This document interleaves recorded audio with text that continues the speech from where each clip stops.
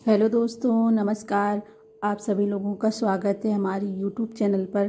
तो दोस्तों, पिनाका धनुष की एक अद्भुत कहानी है।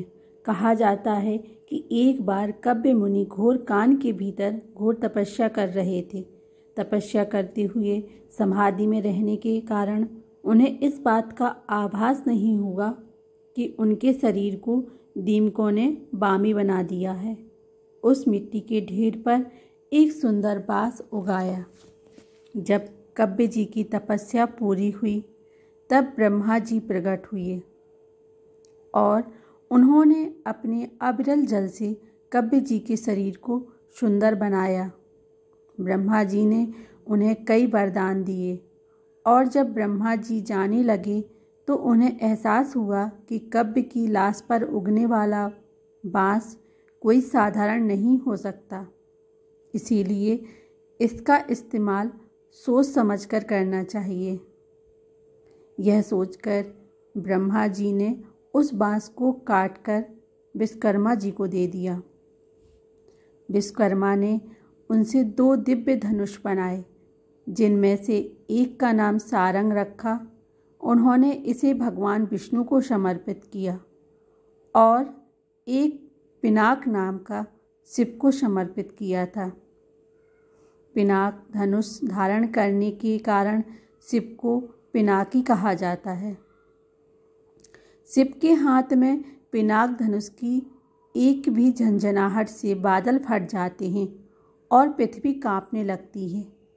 ऐसा लग रहा था जैसे कोई भयंकर भूकंप आया हो। यह असाधारण धनुष अत्यंत शक्तिशाली था। इसी एक बाण से भगवान शंकर ने त्रिपुरासुर के 3 नगरों का नाश कर दिया था। देवी देवताओं का समय समाप्त होने के बाद इस धनुष को देवताओं को सौंप दिया गया।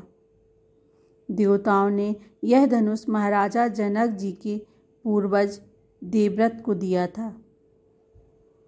महाराजा जनक के पूर्वजों में निमि के ज्येष्ठ पुत्र देवव्रत थे। शिव का वह धनुष जनक जी के पास उनकी धरोहर के रूप में सुरक्षित था। इस शिव धनुष को उठाने की क्षमता किसी में भी नहीं थी।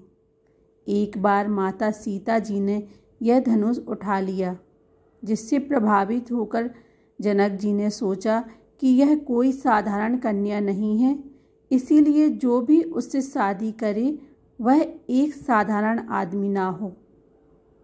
इसीलिए जनक जी ने सीता जी के स्वयंवर का आयोजन किया था और शर्त रखी थी कि जो कोई भी इस शिव धनुष को उठाकर तोड़ेगा, सीता जी उससे विवाह करेंगी।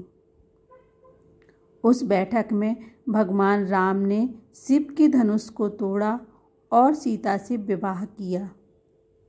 जब शिव का वह कठोर धनुष टूटा तो उसकी आवाज़ सुनकर परशुराम जी क्रोधित हो गए और जनक जी की सभा में आ गए, क्योंकि भगवान शंकर परशुराम जी के आराध्य देवता हैं। धनुष 5000 आदमियों द्वारा लाया गया था। पिनाक धनुष के आकार को देखकर अंदाजा लगाया जा सकता है कि कोई राजा धनुष को हिला भी क्यों नहीं सकता था। रामायण के अनुसार इस धनुष को लोहे के एक बड़े डिब्बे में रखा गया था।